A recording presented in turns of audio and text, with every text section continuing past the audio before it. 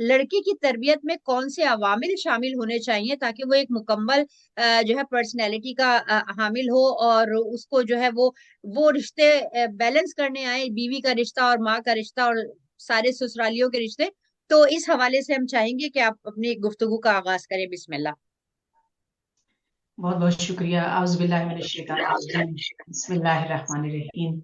الحمد للہ رب العالمین، الصلاۃ والسلام علی اشرف الانبیاء والمرسلین وآلہ الطیبین الطاہرین المعصومین. ماشاء اللہ ہمارا ٹاپک لڑکوں کے حوالے سے پچھلے ہفتے سے جاری ہے. جیسا کہ نگہت باجی نے فرمایا کہ بہرحال ہم نے لڑکوں کی تربیت کے حوالے سے گزشتہ پروگرام میں بھی تذکرہ کیا تھا، اور آج بھی ہم اسی کو کنٹینیو کر رہے ہیں. اسی کا سیکنڈ پارٹ ہے یہ پروگرام کے، اور آپ ہی کی پرزور فرمائش پہ کہ لڑکوں کے حوالے سے بھی بتایا جائے کہ ان کو کیسے بہتر انسان بنایا جائے. دیکھیے، بچپن ہی سے بچے کی جو تربیت ہے، چاہے لڑکا ہو یا لڑکی ہو، ہم سمجھتے ہیں کہ ان کو بہترین کھانا بنا کے دے دیا، بہترین لباس عطا کر دیا، کھلونے دے دیے، بہترین سکولنگ دے دی، تو بس ٹھیک ہے، ہم نے اپنا کام کر دیا، اب ہمیں کوئی ضرورت نہیں ہے اور باقی ہمارا کام ختم ہو گیا. نہیں، کام ختم نہیں ہوتا ہے. تربیت جو ہے وہ ان سب چیزوں میں نہیں ہے. اور بچے کے ساتھ ایک آپ کا جو لنک اگر بنا رہے گا انشاءاللہ، تو اس میں تربیت ہوتی ہے، اس میں بہرحال. اور اگر گھر میں بزرگ ہوں تو اور بھی اچھا ہے، لیکن چین آف کمانڈز سمجھنی چاہیے کہ کہاں سے آنی چاہیے. بچہ کنفیوز نہ ہو جائے کہ بھئی ماں باپ جو ہے وہ اگر ناراضگی کا اظہار کر رہے ہیں تو گرینڈ پیرنٹس ہیں تو وہ بچے کی طرفداری کر رہے ہیں، تو اس طرح بھی بچے میں کنفیوژن آتی ہے. بہت سی چیزیں ہیں کہ جہاں بچے کی پرسنالٹی بننے میں جو مدد کرتی ہیں. لیکن بہرحال، اور ایک چیز جو میں یہاں پہ آج دین کے حوالے سے، کیونکہ اس طرف زیادہ میرا زور ہوتا ہے کہ میں جو ہماری شریعت کہتی ہے اور دین کیا کہتا ہے اس معاملے میں، اس طرف میں زیادہ جی یعنی بسم اللہ. لوگوں کی توجہ اس طرف دلاؤں، تاکہ ہم سمجھیں کہ پروردگار کیسا چاہتا ہے کہ ہم تربیت کیسی کریں. اور جو بہت ہی مشہور و معروف حدیث بھی ہے رسول خدا صلی اللہ علیہ وسلم کی، کہ جس نے اپنی اولاد کی تربیت میں کوتاہی کی، اس نے گویا مجھ پہ تبرہ کیا. تو یہ بہت بڑی حدیث ہے، بہت بڑے الفاظ ہیں، تو بہرحال ہم کوتاہی نہیں کر سکتے.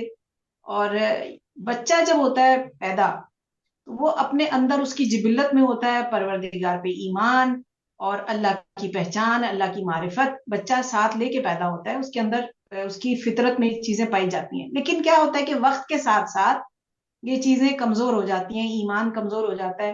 اس میں تربیت کا بھی بہت ہاتھ ہوتا ہے، والدین کا بھی بہت زیادہ ہاتھ ہوتا ہے، اس کی انوائرمنٹ کا، اور جن لوگوں میں اٹھتا بیٹھتا ہے، کس قسم کے اسکول میں جا رہا ہے، کیا کر رہا ہے. تو کافی چیزیں بچے کی یہ چیزیں جو ہے اس کے اندر چینجز لے آتی ہیں. جبکہ ہر بچہ جو ہے، اور یہ تو بہرحال حدیث نبوی صلی اللہ علیہ وسلم بھی ہے کہ ہر بچہ ایمان پہ پروردگار کی وحدانیت لے کر پیدا ہوتا ہے، لیکن یہ والدین ہیں جو اسے یہودی یا مجوسی یا عیسائی بناتے ہیں. تو بہرحال الحمدللہ ہم لوگ اپنے بچوں کو مسلمان بناتے ہیں، لیکن اس کے ساتھ ساتھ ہمیں دیکھنا ہے کہ کون سی وجوہات ہیں جو بچے کی تربیت میں ضروری ہیں. اور کیونکہ ہم لڑکے کی تربیت کا تذکرہ کر رہے ہیں، تو 7 عناصر کا میں یہاں پہ ذکر کروں گی نگہت باجی آپ کی اجازت سے، کہ بسم اللہ. یہ 7 عناصر بے حد ضروری ہیں. اور جن کے بچے ابھی چھوٹے ہیں وہ ضرور اس بات سے استفادہ حاصل کریں، یا جو گرینڈ پیرنٹس بننے جا رہے ہیں، تاکہ وہ مدد کریں اپنے بچوں کی ان چیزوں میں. یہ کھلونے، مہنگے کپڑے، کھانا، آسائشیں، یہ تربیت نہیں ہے. یہ آپ بس بچے کو آسائش دے رہے ہیں، آسانیاں اس کے لیے، لیکن وہ تربیت کا حصہ نہیں. پہلا جو عمل ہے جو آپ کو کرنا ہے وہ یہ ہے کہ اس کو خوف نہ دلائے اپنا. کہ غیر اللہ کا جب بچے کے اندر خوف ہوتا ہے نا، تو اس کی پرسنالٹی خراب ہونی شروع ہوتی ہے. اور یہ بچپنے ہی سے ہم اس کے اندر ڈالنے لگتے ہیں کہ کئی چیزوں میں آپ نے دیکھا ہوگا کہ فیئرز ہوتے ہیں، اور جیسے کہا جاتا ہے کہ یعنی اونچائی کا خوف ہے یا اسپائڈر سے ڈرنے کا، کئی چیزیں اس قسم کے یعنی جو ہوتے ہیں بچے کی پرسنالٹی میں آ جاتے ہیں. وہ بچپنے ہی سے ان کی نفسیات میں اس قسم کے خوف دلائے جاتے ہیں، جس کی وجہ سے بچے کے اندر یہ چیزیں بچپن ہی سے ہوتی ہیں، تو وہ ساری زندگی چلتی رہتی ہیں. بڑے ہونے کے بعد بھی ان کے اندر ان کے اثرات ہوتے ہیں کہ جلدی سے کھانا کھا لو، اگر منع کیا تو اس طرح سے کوئی جانور کا نام لے دیا کہ وہ آ جائے گا، وہ کاٹ لے گا، یا کوئی جن آ جائے گا، یا کوئی اس قسم کی چیزیں کہہ کے بچے کے اندر خوف ڈالنے کی کوشش کرتے ہیں. یا مائیں جو ہیں وہ باپ کا خوف ڈالتی ہیں، یا کسی قسم کا بھی، یعنی اس کو دھمکی آمیز چیز نہ کہیں، بچپنے ہی سے اس کے اندر بہت ہی پیار اور نرم لب و لہجے کے ساتھ بہت ہی اچھے انداز سے. اور بہرحال ہم نے تذکرہ بھی کیا ہے تربیت اولاد کے حوالے سے کہ بچے کو جب کھانا کھلا رہے ہو تو کلمہ پڑھتے رہیے یا کوئی اور چیز، اللہ ایک، پنجتن پانچ، امام 12، اس قسم کی چیزیں جو ہمارے بزرگ کیا کرتے تھے. تو یہ، اور والدین، جانوروں کا خوف تو کیا ہی، والدین اپنا بھی ہرگز خوف نہ ڈالیں، اس لیے کہ تقوی صرف اللہ سبحانہ و تعالیٰ کے لیے ہے. جو دل میں ڈر ہے وہ اللہ کا ہونا چاہیے، اور بچے کے دل میں بھی ڈر نہ ڈالیں، محبت پروردگار ڈالیے. اور انسانوں کا خوف تو ہرگز اس کے اندر نہیں ہونا چاہیے کہ چھوٹے بچے کو ہوم ورک کرا رہے ہیں تو ٹیچر آپ کو یہ کر دیں گی یا وہ ہو جائے گا. تو خوف سے جو بچہ بڑا ہوتا ہے نا، اس کی پرسنالٹی خراب ہو جاتی. تو لڑکوں کے حساب سے خاص طور پہ آپ کو یہ ذہن میں رکھنا ہے کہ اس کی پرسنالٹی میں کہیں بھی خوف نہیں ہونا چاہیے. دوسری چیز، انعام کے لالچ میں اچھا عمل کروانے کی ترغیب نہ دی جائے. آپ نماز پڑھیں گے تو آپ کو چاکلیٹ ملے گی، آپ روزہ اس دفعہ رکھیں گے تو آپ کو سائیکل ملے گی. یہ یعنی اس قسم کی ترغیب، یعنی نیت کی خرابی اس طرح سے عمل میں آتی ہے بچے کے اندر، اور اس کا ایمان اس طرح، اور لالچ اور ہوس اور اس طرح کی چیز جو ہے ایمان کو برباد کرتی ہے. اور یہ ہم سمجھتے ہیں ابھی تو بچہ ہے، کیا فرق پڑتا ہے اگر کہہ بھی دیا ہے تو. نہیں، یہ نفسیات ایسی بن جاتی ہے، ایسی نیت کریٹ ہو جاتی ہے غیر شعوری طور پہ ہماری طرف سے، پیرنٹس کی طرف سے، کہ جو ساری زندگی پھر بچے کے ساتھ رہتی ہے. اور بہرحال یہ جو اگر دینا بھی ہے انعام کا لالچ، تو ان ایکسپیکٹڈ تحفے آپ دے سکتے ہیں بچے کو، یعنی اس میں کوئی ایسا نہ ہو کہ اس کو کسی چیز کی وجہ سے دیا گیا ہے. نیک کام کرنے پر اس کو انعام دے سکتے ہیں، یا کوئی اس نے اگر کسی چیز میں مدد کی تھی تو اس کو برتھ ڈے گفٹ اچھا دے دیجئے کہ آپ نے اس طرح سے کروایا تھا. تو بہرحال اس طرح سے عادت نہ ڈال دیجئے لالچ دے دے کے کہ کوئی بھی اچھا کام کرو گے تو آپ کو تحفہ ملے گا. یہ ہرگز اس کے اندر پرسنالٹی میں یہ بات نہیں جانی چاہیے. تو بہرحال نیتوں کا بگاڑ ہم سب جانتے ہیں کہ وہ بڑا بھی ہو جائے گا تب بھی پھر اس کے لیے ایمان برباد ہونے کا ہی چانس ہے. لیکن اللہ کے لیے کم از کم کوئی بھی چیز جو بھی کار خیر کر رہے ہیں، نماز، روزہ، بچے کو کوئی بھی عادت ڈال رہے ہیں تو اس طرح انعام کے لالچ میں نہ کریں. تیسری چیز ہے بچے کی نیت پہ شک ہرگز نہ کریں. اگر اس نے کچھ آ کے آپ کو سچ بات بتا دی ہے کہ نہیں، آپ نے سوال کیا آج آپ نے نماز پڑھی تھی، اگر وہ کہتا ہے کہ پڑھی تھی، تو ہو سکتا ہے کہیں نہ کہیں اس کے اندر خوف ہو. آپ جانتے ہیں کہ وہ جھوٹ بول رہا ہے، لیکن اس وقت اس کو اس کی تضحیق کرنا، اس کو انسلٹ کر دینا کہ بھی آپ تو بے نمازی ہو، آپ تو شیطان کے پیروکار ہو، آپ کو تو آپ نماز ہی نہیں پڑھو گے تو یہ ہو جائے گا وہ ہو جائے گا، اس کے کبھی بھی ہرگز اس طرح سے شک نہ کریں، بلکہ کیا کریں، اس کو ترغیب دلائیں. ڈانٹ ڈپٹ کرنے کی بجائے، اس پہ شک کر کے اس کے اوپر تہمتیں لگانے کی بجائے اس کو بس انکریج کریں کہ کوئی بات نہیں ہے، لیکن آپ کو نماز پڑھنی چاہیے، اور جب نماز نہیں پڑھ سکتے ہیں تو بعد میں اس کی قضا کرنی پڑتی ہے. اور اس طرح سے تو بڑی محبت سے اور حوصلہ افزائی کے انداز سے کہ بھئی ہوم ورک کیا تھا کہ نہیں، تو آپ نے اس پہ شک کر لیا کہ شاید جھوٹ بول رہا ہے، نہیں مجھے لا کے دکھاؤ. تھوڑی بہت بچے کے اندر کانفیڈنس رکھیں، لڑکوں کے اندر خاص طور پہ، کیونکہ پھر یہی ضد اور غصے کا چیزیں باعث بنتی ہیں کہ میرے اوپر کوئی ٹرسٹ نہیں کرتا. تو یہ علم نفسیات کے جو ماہرین ہیں وہ سختی سے اس چیز کو کہتے ہیں کہ ہرگز بچے پہ شک نہ کریں. جو اس نے کہا ہے، اور اگر آپ جانتے ہیں کہ وہ جھوٹ بول بھی رہا ہے، تو وقتی طور پہ اس کو اس طرح سے اس کی تضحیق کرنے، اس کو ہرٹ کرنے، اس کا دل دکھانے سے پرہیز کریں. اور بہرحال تاکہ یعنی کچھ اس انداز سے کریں کہ وہ آئندہ نہ کرے، لیکن ہرگز اسے ڈانٹ ڈپٹ نہ کرے. چوتھی چیز ہے، اس کو بے جا شرمندہ نہ کرے. کہ اللہ نے انسان کی جبلت میں جو ہے وہ شرمندہ ہونا ویسے رکھا ہے، اسے پتا ہے کہ کہاں شرمندہ ہونا چاہیے، تو جہاں ہونا چاہیے بچے بھی شرمندہ ہوتے ہیں، لیکن ہم بے جا چھوٹی چھوٹی چیزوں پہ جو ہے وہ کہ تمہاری ہینڈ رائٹنگ اچھی نہیں ہے، تم چلتے کیسے ہو، تم بات کیسے کرتے ہو، کھانا کیسے کھاتے ہو، یہ بے جا چھوٹی چھوٹی باتوں پہ بچوں کو شرمندہ کرنا. خواہ بچے کے ایک بہت ہی حساس دل ہوتا ہے چھوٹے بچے کا خاص طور پہ، اور وہ کب ٹوٹ جاتا ہے یہ ہمیں نہیں پتا. تو ہم اس کو شرمندہ، اور یہ کہ گھر کے بزرگ بیٹھے ہیں، باقی بہن بھائی بیٹھے ہیں، اس کو سب کے سامنے شرمندہ کر رہے ہیں. تو ہمارے لیے شاید یہ بگ ڈیل نہ ہو، لیکن بچے کے لیے اتنا حساس ہوتا ہے چھوٹا بچہ، اس کے لیے بہت بڑی بات ہوتی ہے کہ سب کے سامنے میری اس طرح سے. اگر اکیلے میں بھی کر رہے ہیں تب بھی تضحیق آمیز نہیں ہونا چاہیے کہ بھئی تم کم کھایا کرو، موٹے ہوتے جا رہے ہو، یا تم بہت سلو ہو، یا بات نہیں مانتے، یا تمہارے نمبر ہمیشہ ہی کم آتے ہیں. تو بچے کی اس طرح سے جو ہے وہ بے جا اس کو شرمندہ مت کریں. آپ اگر جانتے ہیں کہ اس کے اندر کمیاں ہیں تو آپ اس کو انکریج کیجئے، اس کے اوپر محنت اور کیجئے، اس کی حوصلہ افزائی کیجئے کیونکہ آپ نہیں کریں گے تو اس نے اور کہیں کہاں جانا ہے. تو اس طرح کہنے کی بجائے اس پہ محنت درکار ہے. آپ اس پہ توجہ اور دیجیے اور زیادہ محبت دیجیے اور اس کو اپنے قریب کیجیے, اس سے بات چیت کیجیے تاکہ دوسرے انداز سے بہتر. 5ویں چیز ہے بے حیائی, جو بہت ہی خطرناک عوامل میں سے ایک چیز ہے. کہ ایک تو وہ بے حیائی ہے جو گھر سے باہر ہے. بہرحال اس ملک میں ہم رہ رہے ہیں اور عجیب و غریب چیزیں دیکھنے کو ملتی ہیں بہرحال, اور میڈیا کا بھی دور ہے. ٹی وی پہ کچھ لگا لیں کچھ بھی سامنے آ جاتا ہے. موبائل اسکرین پہ ہمیں نہیں پتا کہ ہم مجلس سن رہے ہیں, کوئی درسی پروگرام دیکھ رہے ہیں, بچے کارٹون, بیچ میں اچانک کوئی ایڈ آ جاتا ہے عجیب و غریب سا. تو بے حیائی تو اس طرح سے ہے. لیکن یہاں پہ نگہت بازی جملہ کہنا چاہتی ہوں کہ ہمارے گھر کے اندر بھی بہت معذرت کے ساتھ کہنا پڑ رہا ہے کہ بے حیائی ہے جسے ہم بے حیائی سمجھتے نہیں ہیں. ہمارے معاملات میں ہماری انمیچورٹیز پیرنٹس کی, تو بعض اوقات ایسا ہوتا ہے ہمارا لباس ٹھیک نہیں ہوتا. یہاں تک بھی ہماری شریعت کہتی ہے کہ چھوٹے بچے کے سامنے, جو نوزائیدہ بچہ اس کے سامنے ہرگز کپڑے نہ بدلو. چاند کے سامنے کپڑے نہ بدلو, بلی کے سامنے کپڑے نہ بدلو, اس لیے کہ روح نجس ہو جاتی ہے. ہمیں پرواہ نہیں ہے, بدل رہے ہیں کپڑے اور سمجھ رہے ہیں کہ اس میں کیا فرق پڑتا ہے, کیا ہو جائے گا اس سے زیادہ نہیں. کیونکہ یہ چیزیں پھر ہم تنہائی میں بھی جو یہ محسوس کرے کہ نہیں کوئی ہستی دیکھ رہی ہے. کہ وہ جو 3 شاگردوں کا واقعہ ہے کہ استاد نے 3 لڑکوں کو مرغی دی ایک ایک, اور کہا کہ ایسی جگہ جا کے ان کو ذبح کرو جہاں پہ تمہیں کوئی نہ دیکھ رہا ہو. ایک لڑکا واپس آئے, کہا استاد محترم میں نے اس کو جنگل میں لے جا کے ذبح کیا, وہاں مجھے کوئی نہیں دیکھ رہا تھا. دوسرے نے کہا میں گھر ہی لے گیا تھا, گھر میں کوئی نہیں تھا, میں نے وہاں ذبح کر لیا, میں وہاں تنہا تھا. ایک لڑکا واپس زندہ مرغی لے آیا تو کہا کہ تم نے ذبح نہیں کیا. کہا استاد محترم میں جہاں گیا مجھے محسوس ہوا کہ پروردگار مجھے دیکھ رہا کہیں ہے. پہ بے بھی شک. تنہا نہیں تھا. تو اس لیے یہ جو ہماری سوچ ہے نا کہ کوئی نہیں دیکھ رہا, کیا فرق پڑتا ہے, تو یہ بھی کئی دفعہ بے حیائی میں چلی جاتی ہے. گناہ کرتے ہوئے سوچ لیں کہ پروردگار تو دیکھ رہا ہے.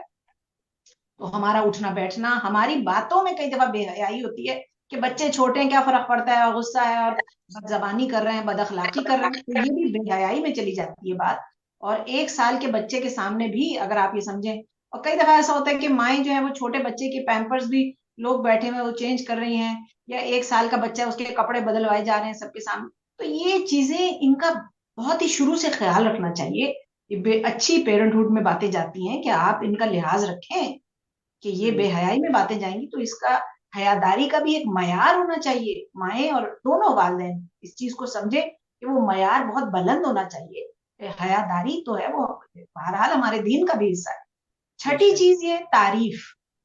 جس طرح بے حیائی خطرناک چیز ہے, تعریف بھی خطرناک چیز ہے. اب اس کو غلط نہ سمجھے کوئی کہ یہ کیا تعریف کے بارے میں کیوں. دیکھیے 2 طرح کے زہر ہیں, ایک ہے جبر اور ایک ہے تعریف. جبر جو ہے وہ ایک کڑوا زہر ہے, لیکن تعریف ایک میٹھا زہر. کہ آپ جیسے جبر کر کر کے بچے کو سختی سے بڑا کرتے ہیں تو اس کے اندر ایک ہیٹرڈ اور ایک ضد اور ایک عجیب و غریب سی ایک پرسنالٹی بن کے بڑا ہوتا ہے. تعریف بھی بچے کو خراب کرتی. تو یہ جس طرح بہرحال تعریف جو ہے نفس کے لیے مضر ہے. پھر کیا ہوتا ہے کہ بچے کو عادت پڑ جاتی ہے کہ جب تک تعریف نہیں ہوگی, وانٹ یہ جو آف پریز ہے اس کے اندر, اس کے نفس کے اندر, کہ میرے اندر یہ خواہش ہے کہ میری تعریف ہو. کوئی چھوٹی سی بھی چیز کی ہے ہر وقت تعریف کا دل کرتا رہے. اور بہرحال یہ نشوں میں سے ایک نشہ ہے کہ سکر المدھ, یعنی تعریف سننے کا نشہ, چاپلوسی, واہ واہ کروانا. تو یہ بچپن سے جب عادت پڑ جاتی ہے تو بڑے ہو کے تو اور زیادہ پھر اس کی عادت پڑ جاتی ہے کہ تعریف ہو, میری واہ واہ ہو ہر وقت, تو اس کی پریزنگ. تو بدترین جو دشمن ہوتا ہے نا, ائمہ فرماتے ہیں, وہ آپ کے منہ پہ تعریف کرتا ہے, اور جو آپ کا دوست ہوتا ہے وہ آپ کے منہ پہ آپ کی برائی بتاتا ہے تاکہ آپ اپنی اصلاح کر سکیں. تو طاہر تعریف یہاں کرنی پہ, ہے. جی جی ہاں یہاں پہ میں پوچھنا چاہوں گی کہ ہم اکثر دیکھا گیا ہے کہ جو ہے وہ بچے اس بات کا شکوہ کرتے ہیں کہ مم آپ تو ہماری تعریف کسی کے سامنے نہیں کرتی ہیں, اور دوسری مائیں اتنی تعریفوں کے پل باندھ دیتی ہیں اپنے بچوں کے. تو ان بچوں کو پھر کیسے سیٹسفائی کریں کہ جب ہم جو سنتے ہیں اور دیکھتے ہیں کہ محفلوں میں بعض خواتین اپنے بچوں کے وہ جی تعریفوں کے پل باندھ دیتی ہیں, تو اس حوالے سے کیا کہیں گے آپ؟ اور بچے جو ہیں وہ دوسروں کے بچے جو ہیں جن کی مائیں نہیں کرتی ہیں وہ شکایت کرتے ہیں کہ مام آپ تو کسی کی ہماری تعریف ہی نہیں کرتی ہیں. بہت ہی اچھا سوال ہے. دیکھیے اگر بچے کے صلاحیتوں کو گھر پہ ہی پازیٹیولی دیکھا جا رہا ہے, اس کی صلاحیتوں کو شاباشی دی جا رہی ہے, اپریشیٹ کیا جا رہا ہے, اس کے جو اس کے پاس نالج ہے اس کو اکنالج کیا جا رہا ہے، اور جو اسکول میں اس کی بہرحال اس کو سند ملتی ہے، جو سرٹیفکیٹس اور جو کچھ بھی اسکول میں اچھا کر رہا ہے کارکردگی پہ، اس کو اگر گھر میں شاباشی مل رہی ہے تو تعریف از سم تھنگ ایلس. تعریف کرنا اور شاباشی دینا دو مختلف چیزیں ہیں. بچے کو آپ تھپکائیے، اللہ کا اس کے سامنے شکر ادا کیجئے کہ پروردگارہ تیرا شکر ہے کہ اس نے میرے بیٹے نے اتنا اچھا سوال پوچھا ہے، یا اس کا ذہن اتنا اچھا کام کرتا ہے، اس کو اتنا اچھا خیال آیا ہے، یا اسکول میں اس کو اس بات پہ انعام ملا ہے. تو بچے کے اندر شکر گزاری داخل ہوگی، اور ساری زندگی یہ چیز بھی چلتی رہے گی. کیونکہ یہ جو آپ اینٹیں رکھ رہے ہیں نا، بنیادیں بنا رہے ہیں بچے کے اندر بچپنے سے، بس یہی اس کی زندگی کے ساتھ ساتھ چلے گا. اب یہ تعریف کی عادت پڑ گئی ہے تو بچپنے میں تعریف کر کر کے ساری زندگی پھر وہ اسی اس میں رہے گا، اور پھر کمیوں کا شکار ہوگا کہ بھی میری تو تعریف ہی نہیں ہوتی، بچپن میں اتنی ہوتی تھی. تو یہ اندر اس کے کیا کہتے ہیں وہ کمی رہ جائے گی، اور وہ بہت زیادہ اس چیز کا احساس اس کے اندر ہوگا کہ اب کوئی تعریف نہیں کرتا. لیکن بہرحال پھر بھی شریعت کہتی ہے کہ دو لوگوں کی تعریف پھر بھی کرنی چاہیے. ایک آپ کے والدین، کہ بہرحال ان کی خدمات جو ہیں وہ بے بہا ہیں، اور پرخلوص طریقے سے وہ اپنی ساری زندگی نچھاور کر دیتے ہیں آپ پہ. اور دوسرا شوہر، کہ شوہر کی تعریف کرنا بہت زیادہ ضروری ہے. یہاں پہ بہت معذرت کے ساتھ بہنوں کی کہ بھئی شوہر کیوں نہ بیوی کی کرے، تو اس حساب سے میں معذرت چاہتی ہوں، لیکن یہ جملے میرے نہیں ہیں. شریعت کہتی ہے کہ شوہر کی تعریف کریں، جب وہ گھر آئے اس کو اکنالج کریں کہ وہ جہاد کر کے آیا، کچھ فتح کر کے آیا، اس کی بات سنیں، اپنا رونا رونے کی بجائے اس کی بات سنیں، اور اس کی دلجوئی کریں، اس کو تسلی دیں. تو کتنے یعنی وہ بہرحال کیسے مقامات سے گزر کے اور کن کن کی باتیں سن کے کیا کچھ برداشت کر کے گھر میں آیا.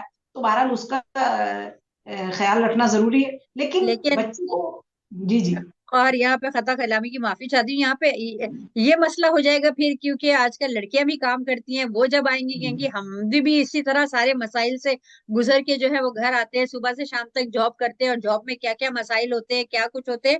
تو پھر تو یہاں پہ ایک محاذ کھل جائے گا، وہ کہیں گے کہ ہماری بھی شرن جو ہے وہ تعریف ہونی چاہیے. یہ کیا ہے؟ ہاں جی بالکل بجا فرمایا آپ نے. لیکن گھر کا جو سربراہ ہے نا نگہت باجی، وہ شوہر ہے، اور مرد کو اللہ نے سربراہی دی ہے، اور عورت جو ہے وہ اپنی مرضی سے کام کرتی ہے. تو اس کے اوپر پابندی نہیں ہے. اگر شوہر کام کر رہا ہے اور اگر وہ تھوڑے وسائل میں زندگی گزار سکتی ہیں تو وہ گھر بھی رہ سکتی ہیں. لیکن جب وہ اپنی مرضی سے نوکری کر رہی ہیں، اور وہ بہرحال ان کے لیے بھی ایک مشن ہی ہوتا ہے، نوکری کوئی آسان نہیں ہے، وہ بھی بہت سے مسائل کا سامنا کر کے گھر آتی ہیں. لیکن بہرحال شریعت یہ کہتی ہے کیونکہ اطاعت شوہر کی ہے تو اس لیے تعریف بھی اسی کی ہوگی. آپ آئیں، عورت میں اللہ نے برداشت اور بہت سی چیزیں رکھی ہیں. یہاں پہ ایک اور بھی ایک چیز آپ کے ہی سوال سے نقطہ ذہن میں آتا ہے کہ افراد جو سوال کرتے ہیں کہ مرد اور عورت برابری کا یعنی رتبہ رکھتے ہیں، تو پھر کیوں ساری اللہ نے اطاعت مرد کو دے دی ہے، شوہر کی اطاعت کرے زوجہ اور ہر چیز. دیکھیے اللہ نے گھر میں ایک جو نظام بنایا نا، تو ہر جگہ اس نے کچھ نہ کچھ رکھا ہے سب کے لیے. کہ اگر باپ ہے تو اس کی ناراضگی میں اللہ نے اپنی ناراضگی رکھی ہے. شوہر کی اطاعت کرنے کی وجہ سے عورت کو جنت میں مقام نصیب ہوگا، اس کی بد اخلاقی پہ صبر کرنے پہ حضرت آسیہ کے برابر اس کو محل نصیب ہوگا. اور پھر جب اتنا مقام شوہر کا دے دیا تو پھر عورت ماں بننے کے بعد اس کو 3 درجے زیادہ باپ سے مقام نصیب ہوتا ہے، اس کے قدموں تلے جنت ہے اور بہت کچھ ہے. تو اپنی اپنی جگہ اللہ سبحانہ و تعالیٰ نے عدالت سے کام لیا ہے، اور ہر ایک کو اس کا مقام دیا ہے. تو ایسا ہرگز نہیں ہے، سب کو برابری دی ہے. کہیں نہ کہیں سب بینیفٹ کر رہے ہیں. جب افراد کہتے ہیں ارے عورت کا وراثت میں حصہ آدھا ہے اور یہ کیا بات ہے، اور تو ایسا ہرگز نہیں ہے. جہاں ضرورت ہے وہاں پروردگار نے اس کے لیے اچھا سوچا ہے کہ اگر وہ وراثت باپ سے آدھی لیتی ہے تو شوہر کے گھر بھی تو اس کی ہی وراثت ہے. تو اس لیے ایسی باتیں نہیں سوچنی چاہیے. پروردگار کی معرفت حاصل کریں، دیکھیں کہ کیوں جب توحید کے بعد عدل ہے تو کیوں ہے، پروردگار نے کہاں کہاں عدالت سے کام لیا ہے. تو ان باتوں پہ دھیان رکھنا چاہیے. تو بہرحال بچے کو اکنالج کریں، اس کو شکریہ کہنا سکھائیں، اس کو سوری کہنا سکھائیں، اس کو عاجزی سکھائیں. اور جو چیزیں آپ کے اندر ہیں وہ تو خود بخود ویسے ہی منتقل ہو جائیں گی. اور 7واں اور آخری جو پہلو ہے اس کا، وہ والدین کے تناظر کی کجی. کہ کامیاب ترین انسان کا جو تصور ہے بہت معذرت کے ساتھ والدین کے ذہنوں میں، کہ بڑا گھر اور بڑی گاڑی، اور یہی اس وقت مصیبت اور وبال جان اور گلے کا کانٹا بنی ہوئی ہے کہ شادیوں میں بھی انہی چیزوں کو دیکھا جا رہا ہے کہ جب تک بڑا گھر اور بڑی گاڑی نہیں ہوگی، لڑکے کا سٹیٹس نہیں ہوگا اور اعلیٰ ڈگری نہیں ہوگی، تب تک ہم لڑکی نہیں دیں گے. یہ والدین دونوں، لڑکے کے والدین لڑکی دونوں نے